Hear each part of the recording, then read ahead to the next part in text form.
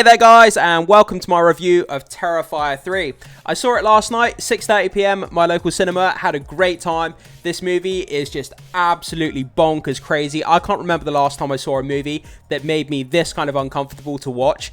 But yeah, some of the scenes in this movie were just batshit damn crazy. People in my cinema absolutely lost their damn minds, and let me tell you guys, if you want to watch this movie, the best way to experience this movie is in a cinema full of other people and getting their reactions as you watch this movie. It's better than watching it by yourself, because seeing other people react to what's being shown on screen is part of the experience of this franchise, in my opinion. But anyway, to break down this video, we're going to start off with a pros list, a cons list, and then we'll go into a kind of a small breakdown of some of the scenes within the movie that kind of stood out to me, and we'll kind of break that down and talk about those scenes a little bit more. And then I'll give my rating at the end of the video. And by the way, this is an open spoiler conversation, so I will be talking about spoilers, just to let you know, guys.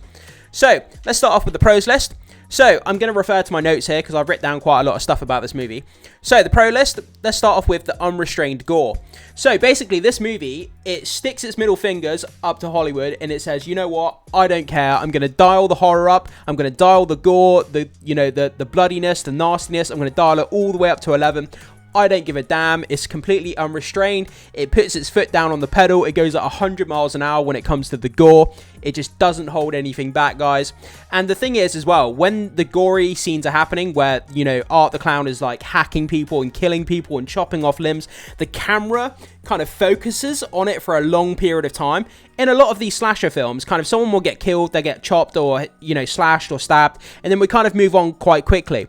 But here it lingers. Someone's being sliced with a knife or a hammer or a chainsaw, and the scene just goes on and on and on, and the camera focuses right on the gory bits.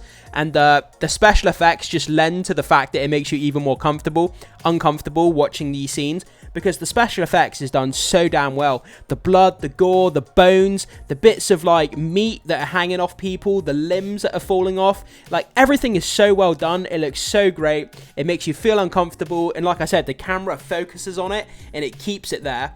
And it keeps your eyes open and it keeps you watching it. And it's an uncomfortable experience, but like I say, it's an experience to be shared with other people in the cinema. And yeah, it's there to make you feel uncomfortable, but sometimes art does that. I'm not talking about the clown, I mean art in general. And it's so well done. You know, hats off to the special effects guys. They know what they're doing. They've done a fantastic job. So that's definitely a pro there, guys. So the unrestrained gore and the special effects. Let's move on to this next. So the 80s slasher vibes. So a lot in this movie, it had callbacks, I think, to kind of like the 80s, early 90s kind of slasher. It had that kind of techno music in it. It was a little bit campy in some spots with Art the Clown kind of doing these funny mimes and stuff. And it definitely had a callback to those kind of earlier slasher movies. And, you know, that was great to see. It was great to see that popping up and kind of getting that feel from this movie. Moving on next, Art the Clown himself. So another pro in this movie, Art the Clown. David Howard Thornton, the actor behind Art the Clown, he does a fantastic job here. Considering he has no dialogue throughout the movie, obviously this character doesn't talk within this horror franchise, so he has to do a lot of mimes, a lot of like body acting, and you know, he did a great job. There's a lot more humor in this movie as well than I thought there would be, and him acting as Art the Clown, doing these funny body movements, kind of like laughing at people when he's killing them, and just you know, acting like a clown and acting funny and kind of having that funny body language. He does a great job with Art the Clown. He's nastier, he's funnier. He's just bigger and sort of badder than he ever has been. And like I said, David Howard Thornton does a fantastic job in this role as Art the Clown. Moving on to this next, the budget efficiency. So I know this isn't really anything to do with what was on screen, but it's kind of a bit behind the scenes, I would say. So this movie only cost $2 million to make.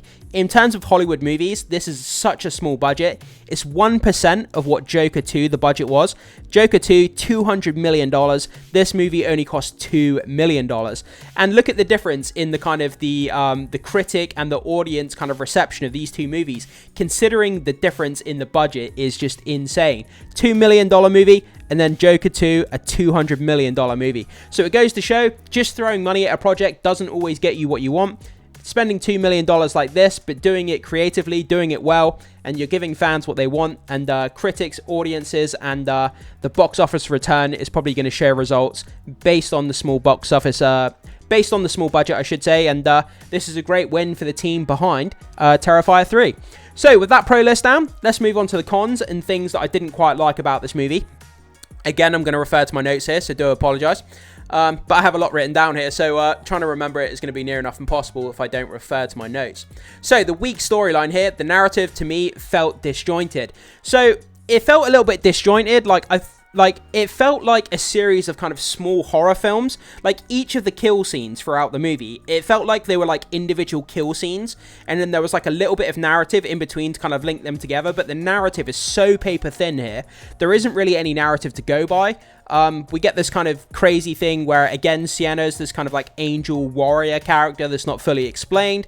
It doesn't really make a whole lot of sense. There's a lot of stuff to do towards the end of the movie with the supernatural element, which didn't really fit into the movie. I think it lost people and people didn't really understand what was going on. But the individual big kill scenes throughout the movie, it just felt like they were individual scenes. And then there was kind of this really thin connective tissue throughout, and it kind of felt a little bit disjointed to me. I haven't heard many other people say that, but personally, that's how I felt. Maybe you guys who saw it, maybe you felt the same, or maybe you thought I was wrong. But either way, that's kind of how I felt with the individual kill scenes.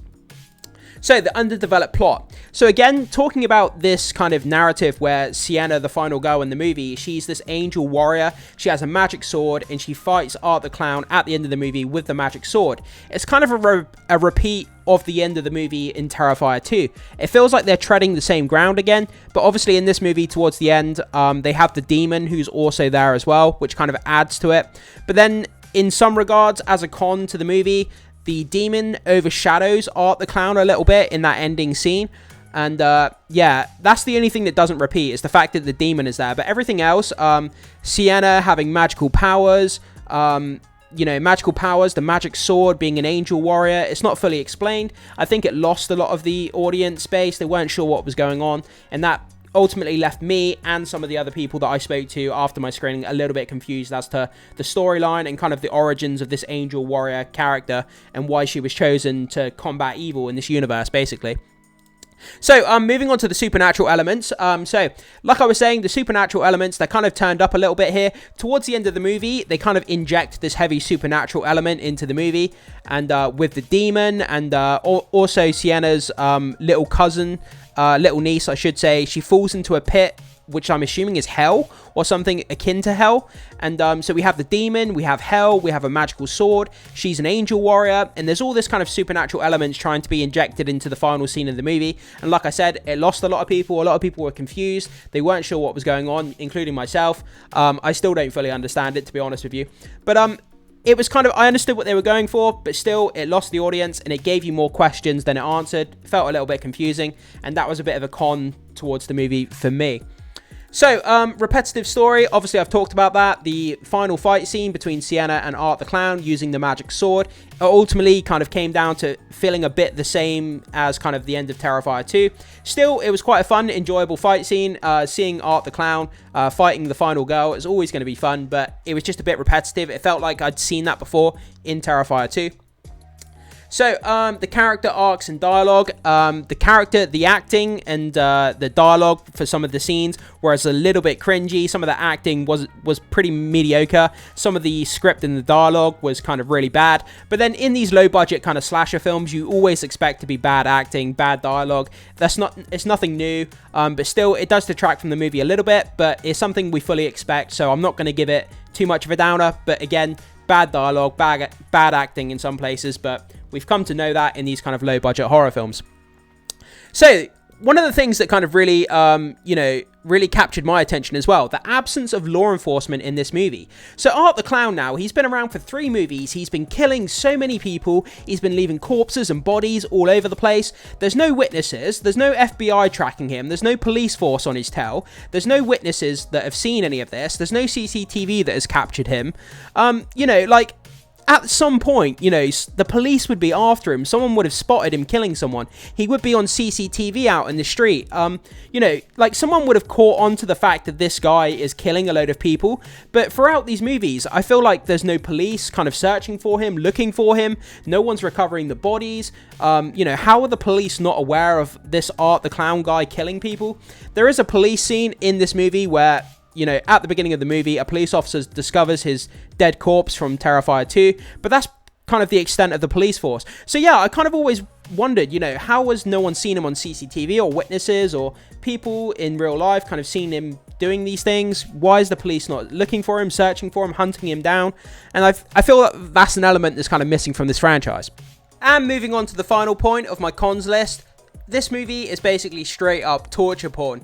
Like, I don't care what anyone says, literally there are minutes and minutes and minutes of this movie that go by where someone's just being tortured. There seems to be no plot. There's no other meaning to it. You're straight up just watching someone getting hacked to pieces, sliced up, you know, hit with a hammer, just destroyed. Their body's just mutilated, and it's just there. And the scene like tends to go on and on and on. And you're sat there just thinking like, when is this gonna end? When is it gonna end? Like, I'm literally just watching someone being tortured on screen. Like I keep saying, it makes you feel so uncomfortable, so at ease, unease, I should say, not at ease. And like, yeah, it just goes on, and you're wondering when it's going to stop, and it's just like, is there any meaning to this? What am I actually watching? You start to question yourself, and it's just all kinds of crazy. But like, when it's just torture after torture on screen, man, like, I found it a little bit difficult to watch in some spots, I'm not going to lie. Because like, with the paper thin plot and a lot of torture going on, it's kind of, yeah, it kind of questions, you kind of question yourself as to why you're watching this in the first place. But guys, with that down, that's kind of my pros and cons list for the movie. Let's move on now and talk about some of the scenes that stood out for me. Then, like I said, we'll finish off with giving a rating for the movie. On to my small rundown of some of the scenes that stood out to me. I'm going to talk about 4 different scenes specifically that stood out to me in this movie. Otherwise, I could talk about all the smaller details, guys, but we'd be here forever. So, you know, for brevity of time, let's talk about the things that stood out the most. So, the first scene is the opening scene. I talked a lot about this on the channel recently. In recent days, I've done videos about it, about, you know, the marketing surrounding people walking out, being sick, fainting, passing out because of the opening scene. As soon as you start this movie, the opening scene, Art the Clown dressed as Santa Claus, he breaks into this house and he basically systematically takes apart this entire family. He walks straight up the stairs, he goes into this little boy's room while he's sleeping. It's a little boy. We don't actually see it on screen, but he takes an axe up there and you hear him whacking this child to pieces with an axe. You hear the squelching, you hear the noise. The sound effects are fantastic, but it's so uncomfortable to listen to. Your brain kind of creates the imagery of what must be happening in that room. Then we see Art the Clown leave the room, walk into the parents' room. The couple are asleep in bed. He starts hacking up the husband while the wife is asleep next to him. And she wakes up covered in blood to see Art the Clown hacking apart her partner. And then she runs downstairs. Art the Clown chases her downstairs, starts hacking her up. And the little girl of the family is like hiding somewhere. And then the end of the opening scene, Art the Clown, once he's killed the entire family, he opens up this drawer and the little girl is like hiding inside this cupboard. And we don't actually see what happens from that point onwards, but you can only guess what happens to her. But yeah, the opening scene of him killing this child off screen, man, it's just, it shows you what you're in store for with this movie. Like I say, it doesn't hold back, and it's just carnage all the way. So that opening scene there stood out to me.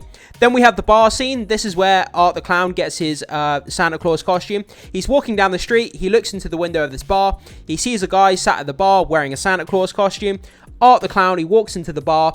He starts doing a load of mimes. He starts pointing at the guy wearing Santa Claus costume. He's really excited. Santa Claus basically tells the guy to get out of it. Doesn't like Art the Clown. Art the Clown then pulls out a handgun, shoots a load of people in the bar, and basically starts to torture Santa Claus before he then obviously steals his costume. So that was, yeah, that's a pretty horrific scene as well. Shooting all the people in the bar, using a gun, and then basically torturing Santa Claus, and then stealing his costume. So that bar scene there was another standout to me. Next, moving on to the shower scene. I'm sure you guys have heard a lot about this shower scene. There's basically a couple of college students on a campus. It's the same place where the final girl, Sienna, her brother, goes to college there. So Art the Clown's on a college campus. There's a couple in the shower, obviously having romantic relations, if you like. Art the Clown, he revs up his chainsaw. He basically smashes into the shower, and then he starts slashing at this couple with a chainsaw. And you can gather, even talking about it now, I start to feel a little bit nauseated. He starts slashing at people with a chainsaw.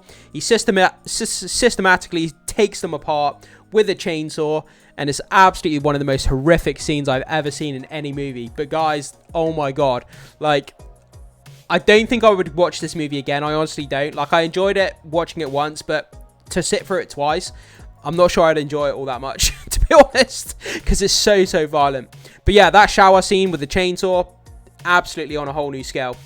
Then we have the final showdown between Sienna, the final girl, who's the angel warrior, and Art the clown. There's other scenes as well, guys, but like I said, we could be here all day, so I'm just trying to be brief with kind of the scenes that stood out to me.